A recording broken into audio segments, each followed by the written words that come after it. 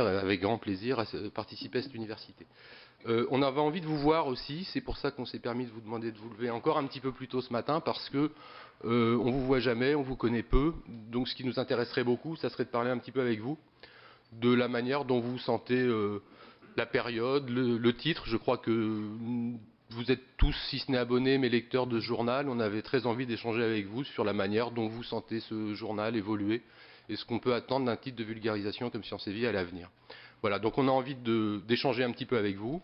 Hervé Poirier, qui est le rédacteur en chef de Sciences et Vie, est à mes côtés. Moi, je suis le directeur de la rédaction. Il y a d'autres gens du titre qui sont au premier rang. Nous avons également Paul Dupuis, qui a été le président de Sciences et Vie pendant de longues années, qui nous fait l'honneur d'être avec nous. On pourra également lui poser toutes les questions que l'on souhaite tout à l'heure.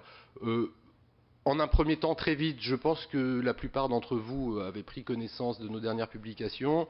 On a publié 2 journaux à l'occasion de ce centenaire. L'un qui revient sur les 100 ans d'histoire, de l'histoire du siècle et de l'histoire de Sciences et Vie, Sciences et Vie ayant accompagné un peu toutes les évolutions du siècle dernier, et une deuxième publication, le mensuel, qui lui présente quelques-unes des découvertes, innovations ou des débats dont on pense qu'à l'avenir nous aurons à rendre compte.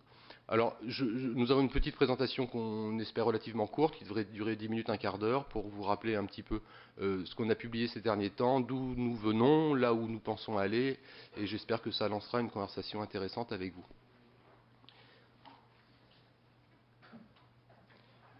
Alors, vous voyez ici reproduit la couverture du premier numéro, avril 1913, premier numéro. 1147 numéros plus tard, nous avons publié ce numéro spécial 100 ans il y a quelques semaines.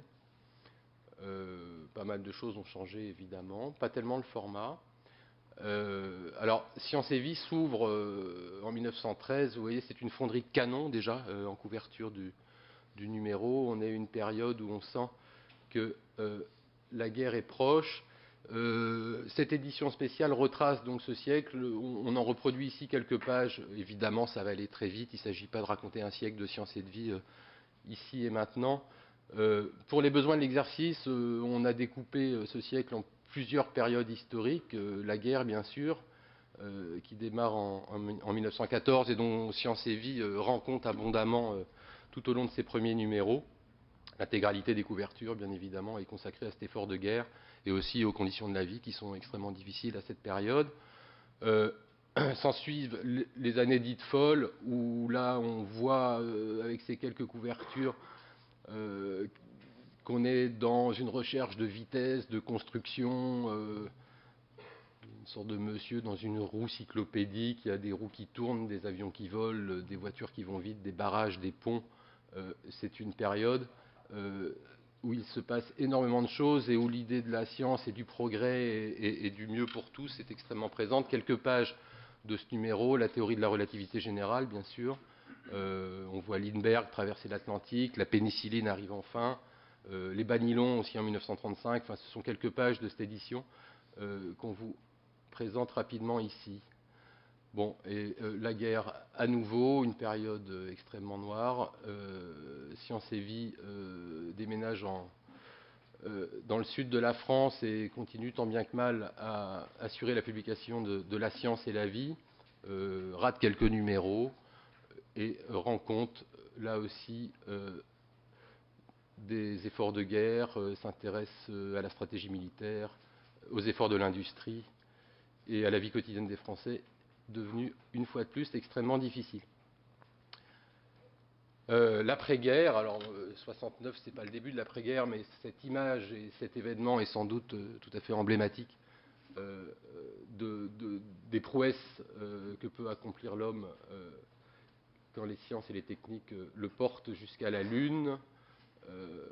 Moment extraordinaire dont les plus anciens se souviennent bien.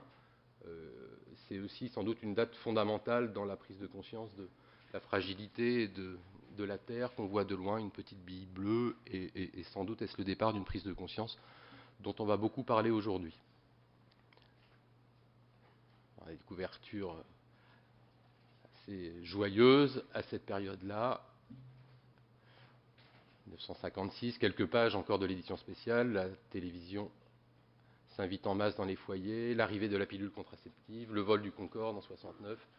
J'en passe, je vais très vite, ce n'est pas l'objet du jour. Vol du Concorde dont on sait comment cela s'est terminé.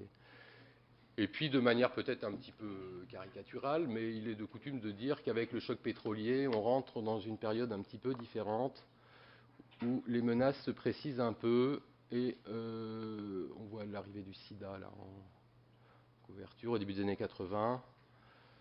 Et si on isole quelques pages prises relativement au hasard de cette édition, on voit qu'effectivement, on se pose des questions sur l'éducation, l'amococadis s'écrase. Ronald Reagan, en bas à gauche, introduit la guerre des étoiles, on est encore en pleine guerre froide. La science fait bien son travail en identifiant le virus du sida, mais qui modifie beaucoup des conditions de la vie. Un deuxième accident nucléaire, mais le plus important des deux, sans doute la centrale de Tchernobyl explose. On est dans une période où les menaces se précisent un petit peu. On aborde la période la plus contemporaine, l'après-chute de mur, où le monde s'ouvre. Une très belle image, où effectivement, on commence à prendre conscience du fait qu'on est nombreux sur une Terre qui est petite, qu'il va falloir faire face à ça. Sommet de la Terre, le réchauffement, que fait-on Première découverte d'une planète extrasolaire, oui, décidément le monde est vaste, il y a peut-être des terres potentiellement habitées ailleurs dans l'univers. Un simple tsunami renverse le monde, on voit que les barrières nationales sont un peu tombées et qu'il y a une prise de conscience assez planétaire des événements qui se passent, événements importants avec la possibilité de cloner des mammifères qui interroge tout le monde, et puis une date peut-être moins importante ou passée un peu plus inaperçue, mais qui aussi interroge un peu les fondements de nos identités, qui ont qu'effectivement l'homme de Néandertal qui nous a précédés, il semblerait que nous en ayons la trace génétique encore en nous. Donc une invitation sans doute à se penser plus largement dans une Terre devenue globale avec une histoire complexe. Alors, cette histoire, vraiment le siècle en 2 minutes, je conviens que c'est assez rapide, vous en trouverez un petit peu plus dans nos publications, mais sur toute cette histoire, le travail qu'on a accompli avec la rédaction était d'essayer de voir finalement ce qui avait peu changé. On voit que les conditions de la science, de la vie ont énormément changé, bien sûr, depuis un siècle. Mais pour notre part, nous sommes replongés dans cette collection assez abondante, plus de 150 000 pages, et on a retrouvé un peu la trace de l'énergie originelle. Science et Vie est né par la volonté d'un homme, Paul Dupuy, grand-père de Paul Dupuy ici présent. Paul Dupuy était le fils du propriétaire du Petit Parisien, qui à l'époque était le plus grand journal, le plus grand tirage du monde, 1,5 million d'exemplaires. Il est parti aux États-Unis, il a un petit peu étudié l'industrie de la presse. C'est manifestement un homme qui était un esprit extrêmement curieux, très entreprenant, qui s'intéressait beaucoup au progrès de la connaissance, et qui décide, parce qu'il ne trouvait pas le journal qu'il souhaitait, de lancer un titre dont il imagine qu'il trouve un vif écho. On est en 1913, évidemment, les sciences et les techniques promettent beaucoup de choses, intéressent beaucoup de monde, et il trouvait que dans la presse de grand tirage, la vulgarisation scientifique était vraiment bébête, et que les revues savantes étaient vraiment difficiles à lire, donc il crée ce journal de l'entre-deux, en 1913. Ce qui n'a pas changé par rapport à cette volonté et cette intuition initiale, c'est ce claim, on dirait aujourd'hui, qui est que Science et Vie est avant tout un journal de vulgarisation, et que les équipes de rédaction qui nous ont précédés ont toutes essayé de faire des efforts pour rendre la connaissance accessible au plus grand nombre, en rédigeant de la manière adéquate, en ayant recours autant que possible à l'illustration pour que la science rentre dans les têtes de tous ceux que ça intéresse. C'est un trait de caractère qui nous honore, et nous nous efforçons, l'équipe de rédaction actuelle, de tenir ce cap. Alors quelques extraits de pages pour montrer la vulgarisation, on en parle un petit peu dans l'édition spéciale. On a recours à aujourd'hui beaucoup d'infographies qui parfois expliquent mieux que des longs discours. Par la pédagogie, par la métaphore aussi, quand les choses deviennent plus compliquées. Nous avons fait une spécialité au sein de la rédaction d'essayer de rendre intelligibles les choses les plus compliquées, et on a coutume de dire que rien n'est trop compliqué pour être expliqué. Alors il y a des ruses, il y a des trucs, mais on arrive, même en face de corpus aussi compliqués que ceux de la mécanique quantique, à rendre accessible le sucre et le sel de toutes ces découvertes majeures. Notre autre trait de caractère qui n'a pas changé non plus, nous pensons que nous avons également une mission d'alerte, d'anticipation. La plupart de ceux qui nous lisent aussi pour se tenir informés de ce qui se pense, de ce qui se projette, et ça donne une longueur d'avance pour anticiper le monde de demain. On a été piqué de voir que dès 1913, un papier alertait le lectorat de Sciences et Vie sur la biodiversité qui était menacée par les activités humaines. C'est assez prémonitoire. Ça fait un siècle que la question est posée dans nos colonnes. Par exemple, que le réchauffement de la Terre par l'homme, par effet anthropique, effet cumul de CO2. On trouve une trace de papier à la fin des années 50.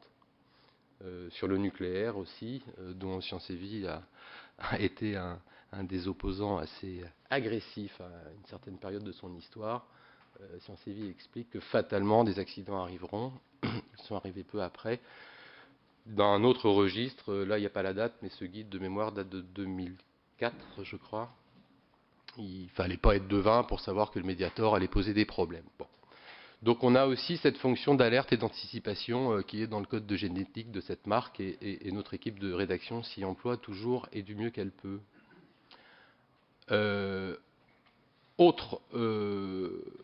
Autre élément important identitaire pour Sciences et Vie. Sciences et Vie est le journal de la rationalité.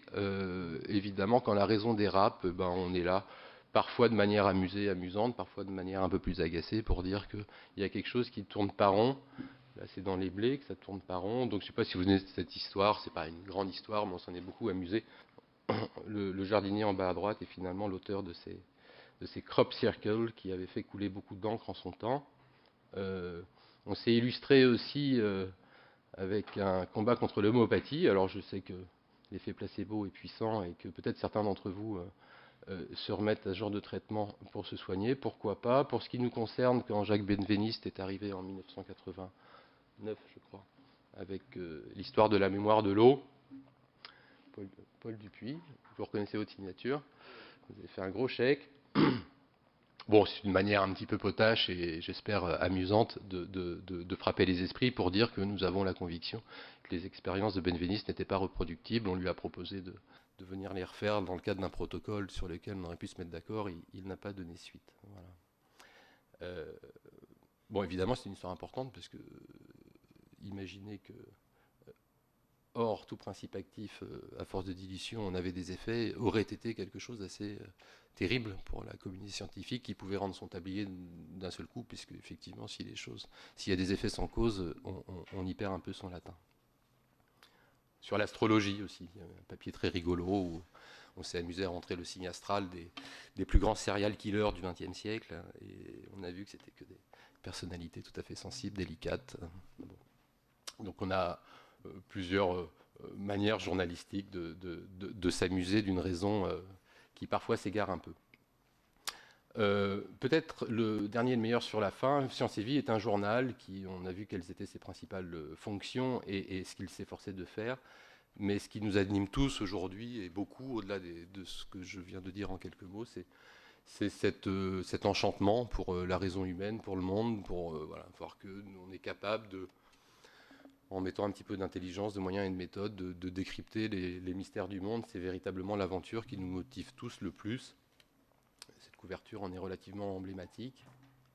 Il y a les OGM aussi qui étaient là encore un des combats de Sciences et Vie. Alors quelques-unes de nos dernières couvertures qui montrent le type de sujet d'histoire dont nous nous délectons, des histoires assez vastes qui nous interrogent sur notre identité, notre histoire, la vastitude, les capacités qu'aurait la raison humaine de pouvoir éventuellement trouver une solution aux problèmes énergétiques.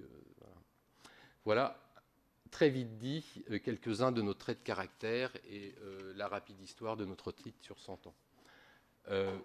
Ça, c'était pour le passé d'une part et la rémanence de ce passé dans nos valeurs d'aujourd'hui d'autre part. Je vais laisser la parole à Hervé qui a piloté ce numéro centenaire.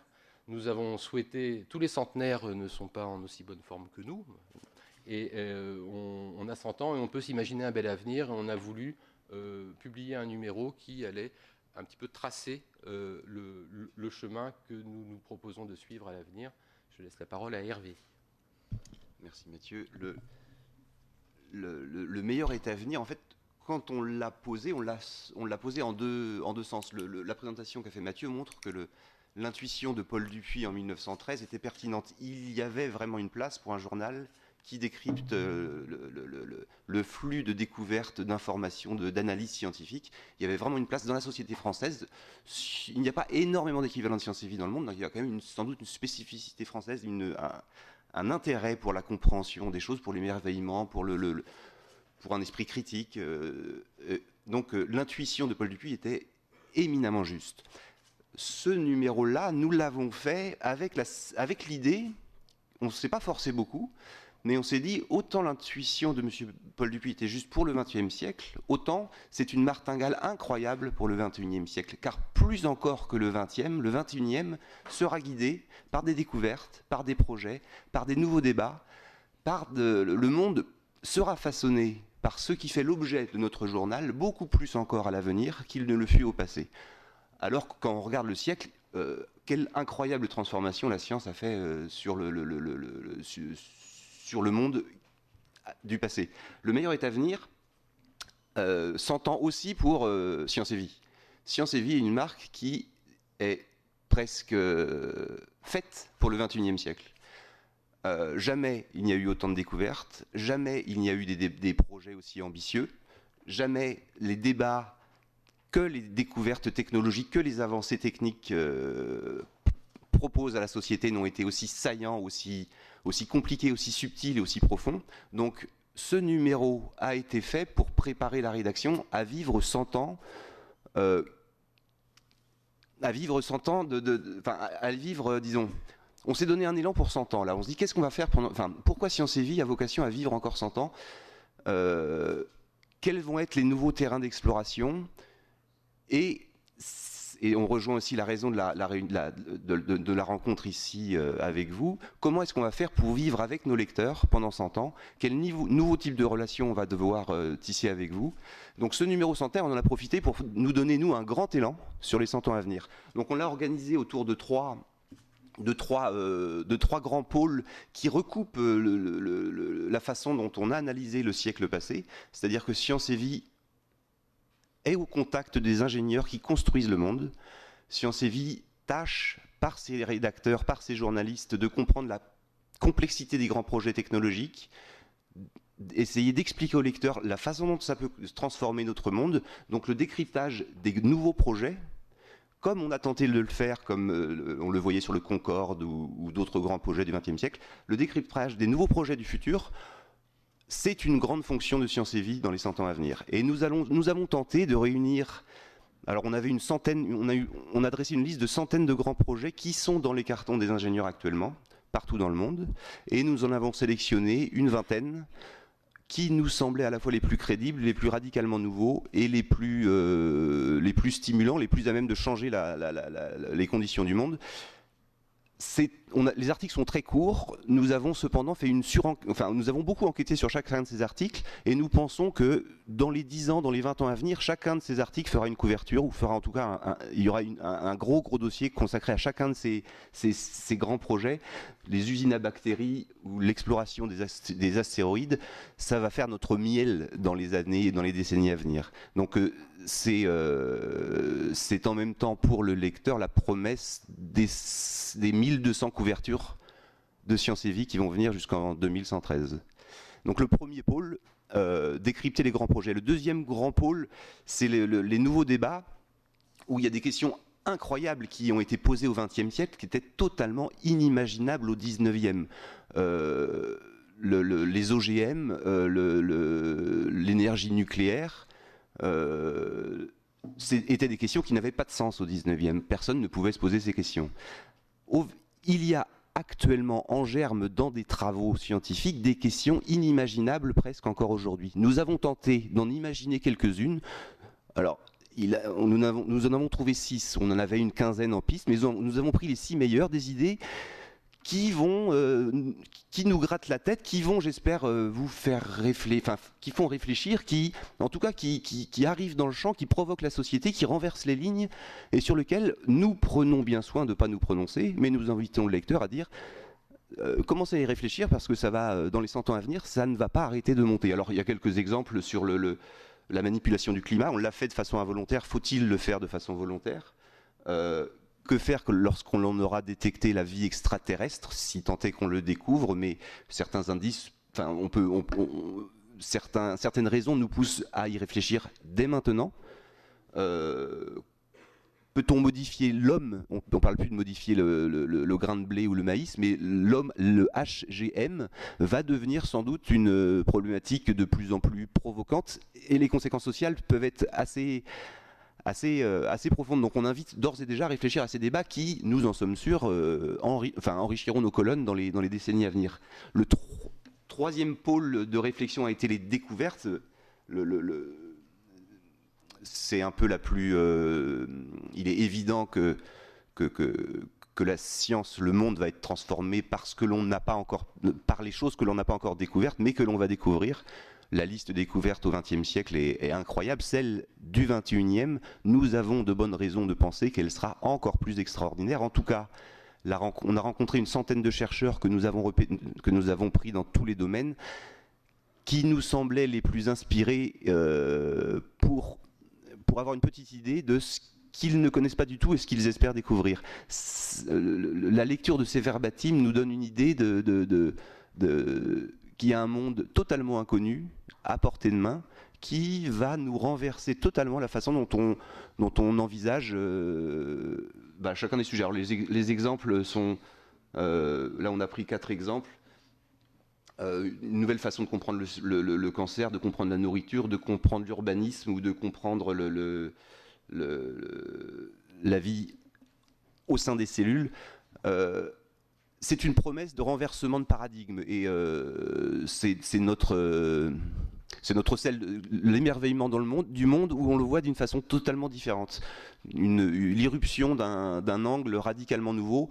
Ce sont tout à fait les lignes fortes que l'on a tenté de développer depuis 100 ans et que l'on pense pouvoir développer avec encore plus de force dans les 100 ans à venir.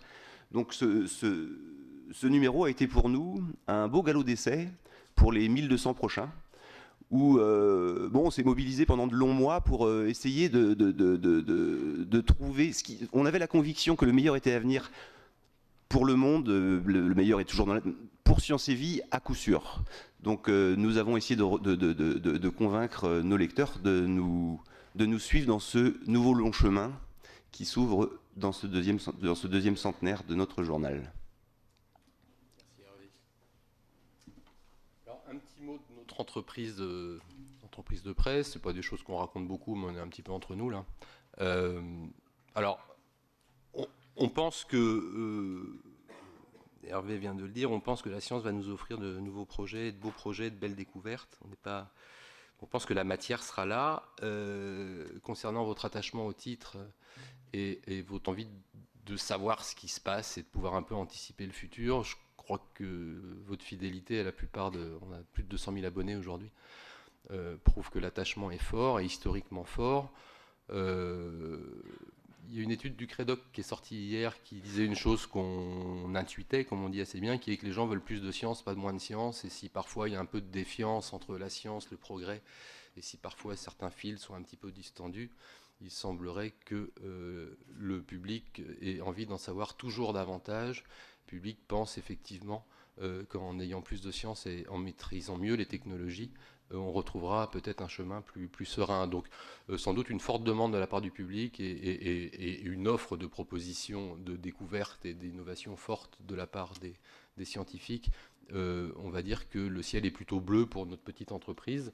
La vulgarisation à laquelle on se tient depuis un siècle, je pense que sa raison d'être va ne faire qu'augmenter pour le siècle à venir. Alors aujourd'hui, on est dans une position, un petit mot de l'entreprise, position assez forte, plus de 300 000 exemplaires tous les mois. Mais il faut savoir que c'est important. C'est important. Science et Vie est le premier journal pour les hommes cadres, par exemple, enfin journaux payants. Si on le compare à certains mensuels de premier plan et dont on sait qu'ils pèsent également lourd, on voit qu'on a une diffusion supérieure, par exemple à Capital ou à Géo. Un gros portefeuille d'abonnés, ce qui nous réjouit, et une position assez unique sur le marché de la presse scientifique, puisque je crois qu'en pénétration, même le public français est très avide de ça. C'est peut-être un reste des Lumières, mais il n'y a pas d'autres pays dans le monde où on a une diffusion aussi forte par rapport au bassin de population. Donc c'est peut-être un petit peu à la gloire du titre, mais c'est forcément surtout un trait national de caractère qui nous a porté assez haut dans cette entreprise de presse. Alors ça, c'est quand Vincent fait les présentations, c'est tout de suite plus joli. Merci Vincent. Donc sous l'impulsion et la houlette de Paul Dupuis, ici présent dans les années 80, Science et Vie a entrepris de diversifier sa marque sur d'autres titres. Vous en connaissez sans doute certains. Science et Vie Junior est tout en haut ici. Fonctionne extrêmement bien auprès des adolescents. Pour les plus petits, vous avez Science et Vie Découverte qui progresse. Le dernier né, Guerre et Histoire, sur la droite, a trouvé un marché de niche, certes, mais l'a trouvé très vite et très bien, et c'est un titre qui progresse comme il faut. Nous tentons l'aventure des nouveaux médias, en particulier avec une application sur le ciel et un journal enrichi interactif pour les petits. Les hors-séries sont nombreux, les cahiers de Science et Vie, des 8 numéros par mois désormais. Bref, aujourd'hui, Science et Vie, la petite galaxie Science et Vie, l'an passé, ça a été 66 parutions, donc c'est pas que le mensuel, hein, le mensuel c'est 12, donc on voit bien qu'il se passe autre chose en presse avec la marque Science et Vie. Plus de 9 millions d'exemplaires vendus l'an passé, donc les choses se portent plutôt bien. Néanmoins, le marché de la presse est un marché difficile, on ne va pas en parler aujourd'hui. Et des questions se posent sur la forme que peut prendre l'aventure à l'avenir si d'aventure le papier n'était plus le support dominant pour raconter de belles histoires au XXIe siècle. Alors, la question qu'on se pose, une des questions qu'on se pose, nous, c'est de savoir quel genre de relation on va pouvoir entretenir ensemble à l'avenir. Parce que le moins qu'on puisse dire, c'est qu'on ne se connaît pas beaucoup, quoi. Alors que je ne sais pas comment on va faire. Peut-être une première aujourd'hui. Il faudra qu'on trouve sûrement d'autres solutions pour animer tout ça et pour fédérer un peu cette communauté de gens qui trouvent que c'est intéressant de passer un petit peu de temps à s'informer, à réfléchir sur ces questions qui ont été essentielles et qui le seront plus encore à l'avenir. Tout ce qu'on sait de vous, c'est que vous êtes assez nombreux, qu'il y a des hommes et des femmes, mais que vous avez 43 ans en moyenne. Une fois qu'on a dit ça, on n'a pas le sentiment d'avoir fait vraiment connaissance. On va vous faire une petite confidence, c'est pas des trucs qu'on raconte trop. On essaie de savoir un peu ce qui vous intéresse, parce que voilà, on est une entreprise, voilà ce qu'on fait. Tous les mois, je vous la fais rapidement, tous les mois on envoie des questionnaires, peut-être certains d'entre vous en ont reçu, et on se demande ce qui vous a plu ou pas plu, qu'est-ce que vous avez lu, pas lu dans le numéro. Alors c'est comme ça qu'on vous tripatouille un petit peu, on n'a que ça, hein. Donc vous avez l'axe d'appréciation là sur la gauche. En abscisse, vous avez le niveau de lecture. Donc voilà. Donc en bas à gauche, c'est la catastrophe, c'est-à-dire personne n'a lu le papier. C'est comme ça que se présente le map. Et même ceux qui l'ont lu l'ont trouvé pas bon. Donc en haut à droite, c'est mieux. Ça veut dire que il a été lu et il a été apprécié. Voilà. Donc vous avez ce quart-plan et tous les mois, on a ce petit. En plus, on est honnête, on vous sort un mauvais baromètre. On appelle ça le baromètre. Il n'a pas été très bon, ce numéro. Bon, nous, on l'aimait bien, mais il n'a pas été très bon. Donc, vous voyez se placer les différents articles qui sont tous étudiés. Ceux d'entre vous qui nous répondent, voilà les enseignements qu'on en tire. Alors, on voit que l'actu labo lu et apprécié, etc. Et tous les articles viennent se placer. Donc, pour l'instant, on fait le journal comme ça. Nous, on fait le journal avec les valeurs qu'on vous a rappelées, avec ce qui nous paraît le plus intéressant comme fait du mois à rappeler dans le cadre de ces valeurs-là, mais on est aussi relativement à votre écoute en essayant de voir ce qui vous intéresse plus, ce qui vous intéresse moins. Voilà. Le dossier de une, relativement lu et apprécié quand même dans le bon espace, etc. Et tous les papiers viennent se placer là. Voilà à peu près comment nous travaillons. Bon, évidemment, moi, si j'étais dans la salle et que je trouverais ça peut-être un petit peu pauvre comme échange avec son public, de se dire on a agrégé toutes ces données et puis voilà ce qu'on en pense. Et on fait aussi évoluer le journal. Hein. Le journal a pas mal évolué ces 10 dernières années en fonction de ce qu'on croit décrypter de vos attentes et dont on sent notre marché. Voilà. On voulait vous faire cette rapide présentation, forcément un peu plus longue que ce qu'on avait prévu, parce que c'est toujours comme ça. On aimerait vraiment bien vous entendre un petit peu sur les valeurs qu'on a passées en revue, alerter, combattre les pseudosciences, vulgariser, quel est le bon niveau, comment vous sentez la période à venir, quel est votre attachement à votre titre, qu'est-ce qu'on fait bien, qu'est-ce qu'on fait moins bien, quelles sont vos attentes. Je ne sais pas si on peut essayer de discuter un petit peu de tout ça et puis voir quelle forme cette conversation peut prendre à l'avenir. Moi, on est tout à fait disposé, on en a parlé avec Hervé, à vous communiquer nos mails aussi. Si voilà, on a vraiment besoin et envie d'écrire la nouvelle page d'histoire, de l'écrire un peu plus avec vous, parce que c'est pas normal qu'on vous connaisse pas mieux, quoi. Voilà. Merci. Est-ce que tout ça vous pose des questions, ou quelques questions? On a tué tout le monde.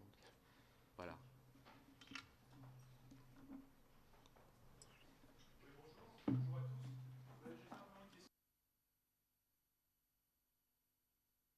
En général, dans Fondamental Capital. Ceci parce que moi j'ai une fille de 17 ans et je m'aperçois qu'autour de ma fille, enfin, on a l'impression qu'il y a une certaine désaffection des ados, enfin des futurs citoyens, pour la science en général, pour l'ingénierie, etc. Et je voulais avoir votre sentiment. Est-ce que vous pensez que l'avenir est plutôt favorable à l'évolution de la science, enfin, à la progression de la science, ou est-ce qu'on va plutôt vers un petit peu plus d'obscurantisme encore, c'est-à-dire que les gens ne font plus qu'utiliser des objets magiques et qui ne savent plus du tout comment ceci fonctionne et ils s'en foutent en fait. Je voulais avoir votre sentiment. Est-ce que vous êtes plutôt optimiste pour le futur de la science en général, ou est-ce qu'on peut être inquiet ?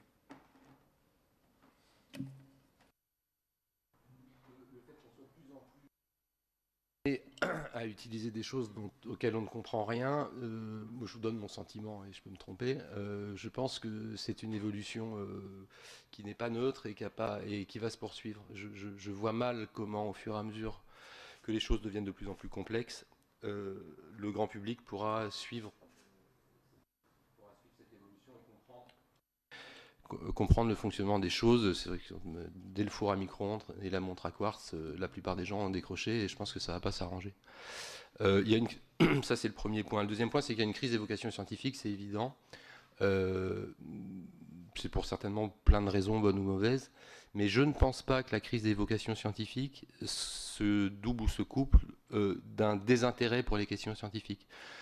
On peut imaginer une situation dans laquelle les carrières de chercheurs, par exemple, les difficultés scolaires pour arriver à cette carrière qui est peut-être pas forcément aussi plaisante et rémunérante, même symboliquement qu'elle le fut, soit une chose, mais l'intérêt pour les questions, moi, ma conviction, c'est qu'on traverse une zone de forte turbulence de ce point de vue-là. Je suis un petit peu marin aussi sur les bords, j'ai l'impression qu'il y a du gros temps et que voilà, il faut un peu réduire la toile et garder le cap. Mais je n'imagine pas, c'est ma conviction, je n'imagine pas qu'on s'en fiche durablement de ces questions-là. C'est-à-dire qu'il va y avoir bientôt 6, 8, 9, peut-être 10 milliards de bouches à nourrir, des problèmes d'énergie considérables. Je n'imagine pas qu'on va laisser les choses en l'état en se disant on s'en fout. Voilà, je pense qu'on est dans un moment un peu particulier et j'ai l'impression qu'on commence à voir l'éclaircie revenir. Et qu'à défaut de devenir tout scientifique, je pense qu'on va s'y intéresser de plus en plus. C'est ma conviction. Moi, je compléterais juste sur enfin, sans doute, la société française n'a pas le choix. Enfin, personne ne pense qu'il y a d'autres moyens que par la science et le savoir de continuer enfin, Lisbonne l'Europe et Lisbonne ont toujours centré sur une économie du savoir. Donc, je pense qu'in fine, il faudra bien. Il n'y a pas d'autre solution. Donc, il y a l'optimisme de l'action en se disant, vu que c'est le seul chemin, espérons qu'il soit praticable et pratiquons-le. Mais le point, moi, qui me semble le plus saillant est que rétrospectivement, ce XXe siècle glorieux de science, où on se dit une science triomphante, sera sans doute vu dans quelques décennies comme quelque chose de très confus, comme quelque chose de très obscurantiste, parce que la science, au XXe siècle, a été incapable de donner du sens. La physique, qu'est-ce que la physique a donné comme sens sur l'espace, le temps, l'univers? Elle a balbutié, elle s'est posé des questions incroyablement profondes, a été incapable pour l'instant de donner une réponse cohérente. La biologie, qu'est-ce qu'elle nous a dit de la vie? Elle a balbutié, elle a donné des dogmes très, très simplistes, elle a refusé pendant le XXe siècle de rentrer dans la complexité des choses et commence à y rentrer. La neurologie, le cerveau, personne ne comprenait rien. Sur les grandes questions, la science, je pense qu'il y aura un jugement très très dur sur le discours scientifique au XXe siècle, qui a été très péremptoire, très réducteur, très simpliste, et qui a refusé de rentrer dans la complexité, la simplicité, la subtilité des choses. Je pense que le XXIe siècle, et que les scientifiques au XXIe siècle vont donner du sens beaucoup plus qu'au XXe, et qu'il va y avoir des objets qu'on ne maîtrisera plus, mais il y aura la science à la base était là aussi pour donner, c'était proche de la philosophie, les savants devaient être sages, la science était liée à la sagesse à un moment. Le XXe siècle, force est de constater que ça n'a pas du tout été le cas. Je pense que les conditions pour une réconciliation entre la science et la sagesse, je parle de physique fondamentale, de génétique, de neurologie, sont beaucoup plus réunies au XXIe siècle. Donc il y a des conditions de réémerveillement du discours scientifique qui a été un discours très utilitariste au XXe siècle. Donc je pense qu'il y a dans la transformation de la science elle-même les conditions d'un réémerveillement auprès des adolescents en particulier. C'est une touche d'espoir, en tout cas pour un journal qui pense que la science est la raison et la plus belle façon de s'émouvoir sur le monde.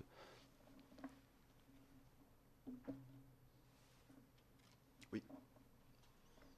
Oui. Actuellement, la science est, comme vous dites, est en train de voir un nouvel horizon, en fait. Et sur l'aspect économique, mondial, social, elle va aussi révolutionner l'humanité, la planète. On voit arriver des technologies nouvelles, les nanotechnologies, les imprimantes 3D, des tas de choses comme ça, qui sont en train vraiment de mettre des outils de productivité, de production extraordinaire au service de l'homme, mais qui vont par là même faire une rupture avec le travail. Donc l'aspect social, l'aspect financier et économique va certainement prendre, je dirais, une sérieuse tempête, puisque le marin qui parlait là, l'humanité va être confrontée vraiment à des ouragans et voire des tsunamis assez importants. Comment voyez-vous justement cette mutation entre l'arrivée de ces technologies qui vont libérer de plus en plus l'homme du travail et les politiques et financiers pour mettre cela en parfaite équation? Est-ce qu'on va aller vers des nouvelles économies, des nouveaux systèmes sociaux, des freins à la science?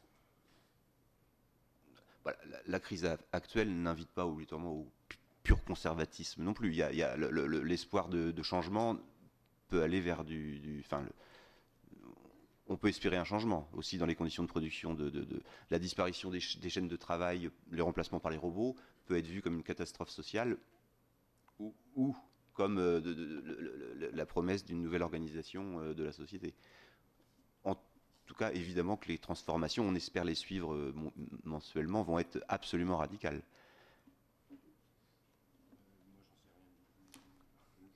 Je ne sais pas du tout. Tout ce que je peux éventuellement dire, c'est que sur les 50 dernières années, le temps de travail a été divisé par 2 et l'espérance de vie a augmenté de 20 ans. Sans doute les transformations pour le XXIe siècle seront aussi radicales, peut-être plus. Voilà, enfin l'immobilisme est une source de mort certaine. Donc quelle forme ça va prendre, comment les choses vont s'organiser politiquement, socialement, économiquement pour que ce soit à l'avantage de l'humain et pas pour sa destruction, sa négation, c'est pas un enjeu strictement scientifique. On est un peu en démocratie, j'espère qu'on peut orienter un peu les choix. C'est vrai que quand la science propose des choses, en général, elle finit par les faire, qu'on les veuille ou pas. Puis bon, ça j'entends bien. Mais ce que je vois, c'est que on n'est pas mort au siècle dernier parce qu'on travaillait un petit peu moins et que effectivement le recours à la machine, de nouveaux process sont apparus et que l'organisation du travail et de l'économie a été bouleversée. Il me semble qu'on se porte plutôt pas plus mal qu'il y a une cinquantaine d'années de ce point de vue-là, alors que les innovations étaient majeures dans le domaine de l'organisation du travail et de l'économie. Donc là, il y a une posture de confiance ou de défiance, et c'est un choix philosophique, j'ai l'impression, d'imaginer que ça peut être mieux ou de craindre que ce soit moins bien. Moi, je ne sais pas répondre à cette question. Je n'y réponds pas plus que ça, je suis désolé.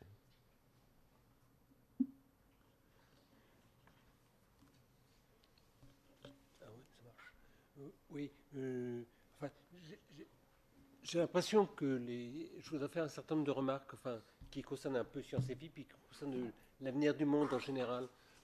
L'avenir de la science, vous avez posé le problème. Enfin, l'avenir de la science, le problème, c'est l'avenir du monde, c'est pas l'avenir de la science. Enfin, est-ce que la science peut prendre une place importante dans le monde tel qu'il se transforme et par rapport aux défis du monde?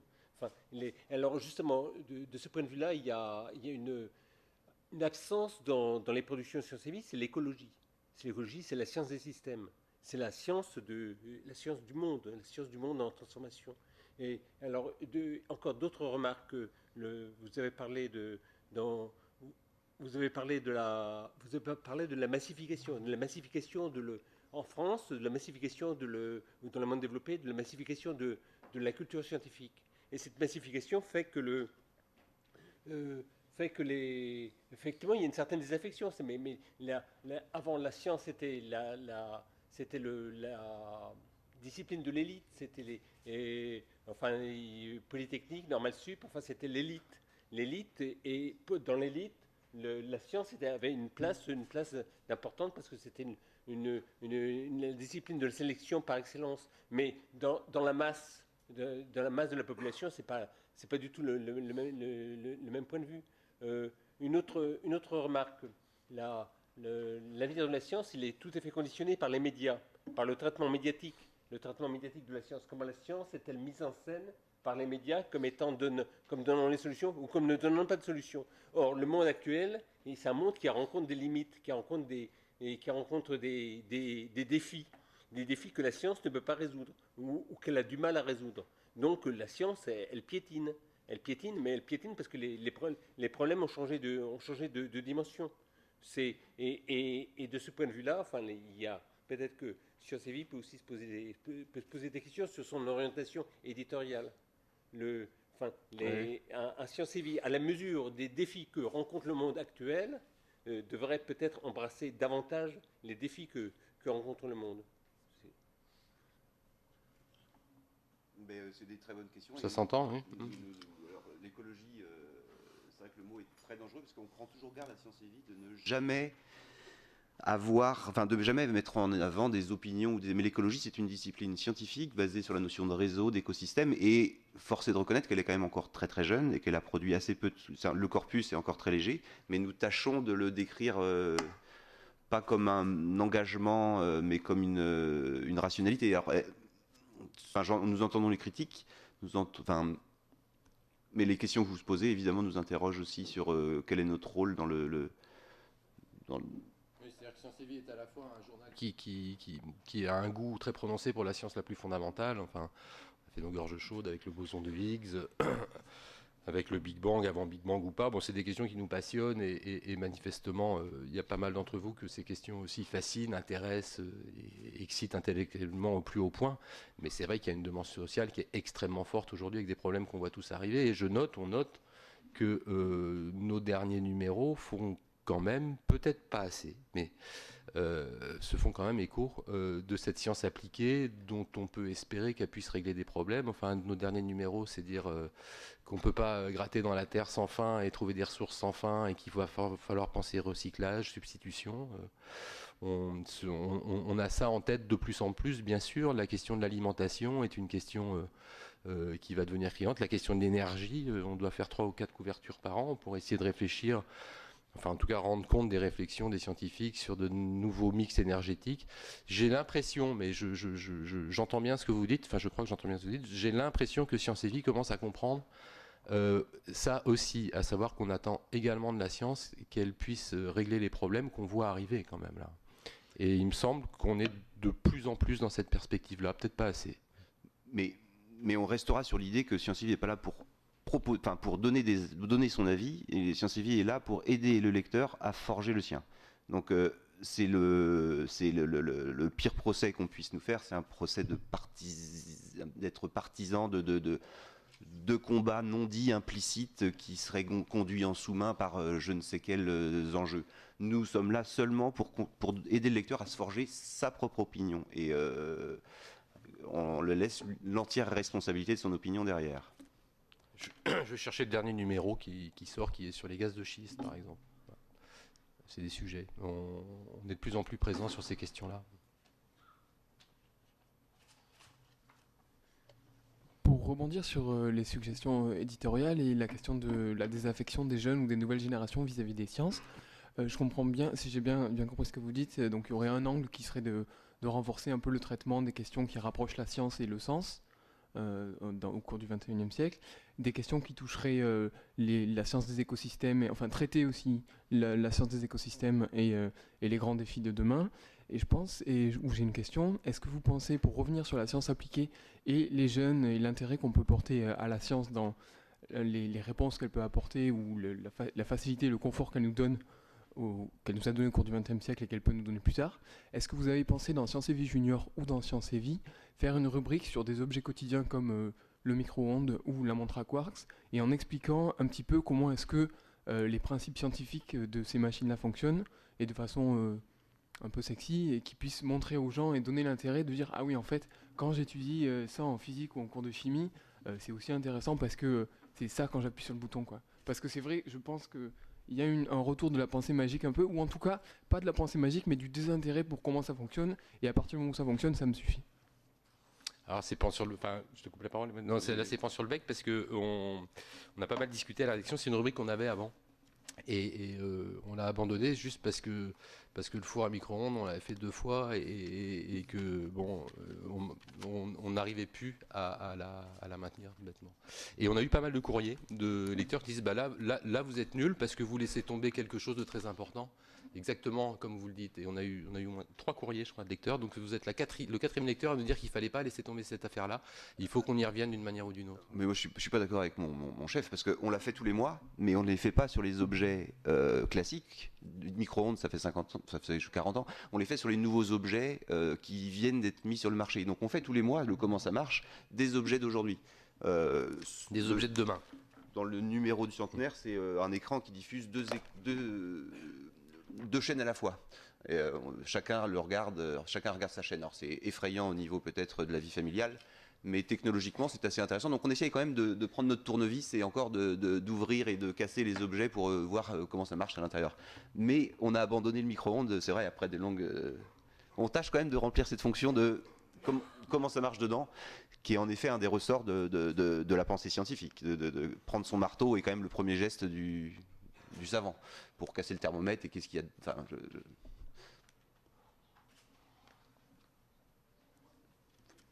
Oui. Bon, j'avais juste une question, mais elle va être probablement trop longue pour le temps qui nous reste. Mais je voulais que vous expliquiez un petit peu votre ligne éditoriale, justement, qui évite de donner des opinions. C'est ce que vous avez dit, je crois. Et en fait, c'est une question un peu piège, parce que vous allez devoir vous positionner à un moment donné, notamment par rapport à des choses qui apparaissent aujourd'hui et qui contredisent complètement les derniers travaux scientifiques, notamment ce qu'on appelle le créationnisme, qui bafoue totalement le darwinisme, qui bafoue des études scientifiques pourtant très étayées. Comment... Bon, non, on n'a pas de position par rapport au créationnisme, on n'a pas de position par rapport à plein de pensées non scientifiques, on n'a pas d'avis sur les choses non scientifiques. Le créationnisme ne fait pas du tout partie de notre objet, quelque part. Le créationnisme se prétend quand même scientifique, malgré tout. Alors, c'est vrai que dans ce cas-là, on peut faire mais c'est pas une opinion de dire que le créationnisme est une aberration scientifique. C'est pas une opinion, c'est un fait. Donc, le combat contre le créationnisme n'est pas partisan. C'est juste une... Vous vous êtes positionné, je suis content. J'ai pas compris votre question. Moi, je vais pas être d'accord avec le rédac chef non plus, alors ça va être le pugilat. J'ai pas compris votre question, monsieur. C'est-à-dire, quand on a passé en revue quelques exemples avec de l'astrologie, des crop circles, tout ça, on n'était pas dans l'opinion pour vous là. On aurait pu rajouter le créationnisme dans cette présentation, voilà, dont on pense qu'effectivement, chacun est libre de croire à ce qu'il veut, si vous voulez.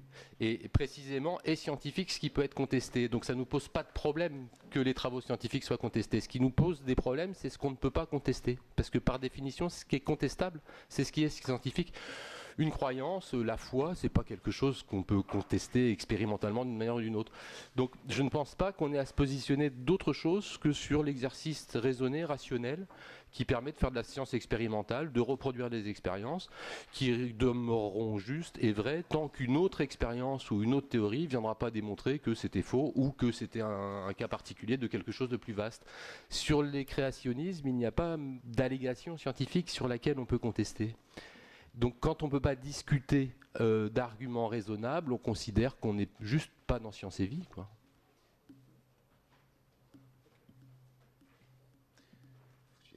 On a répondu ? Mais ne pas avoir d'opinion ne veut pas dire refuser le combat. On a le combat contre l'irrationnel. Ça, c'est ou en tout cas l'irrationnel qui se fait passer pour rationnel. Effectivement, vous avez quand même combattu Benveniste, quoi, par exemple. Par exemple. Oui, enfin, on n'a pas combattu l'homme, enfin, voilà. Non, pas l'homme, mais ses théories, quoi. Oui, enfin, on a dit que ce travail était raté, c'était pas un travail valide, et c'était important de trancher cette question parce que pour l'imaginaire, c'était quelque chose d'extrêmement bouleversant, et donc il fallait que notre lecteur en ait le cœur net. Et bon, il se trouve que depuis lors, on a su qu'il s'était trompé. On n'a jamais tapé sur un scientifique parce qu'il s'était trompé. On n'a pas tapé sur Benveniste, il s'est trompé. Merci. Bon ben, un grand merci d'avoir été là. Si on reste ici, on va rater d'autres conférences qui se promettent d'être passionnantes. On vous souhaite une excellente journée. Merci beaucoup.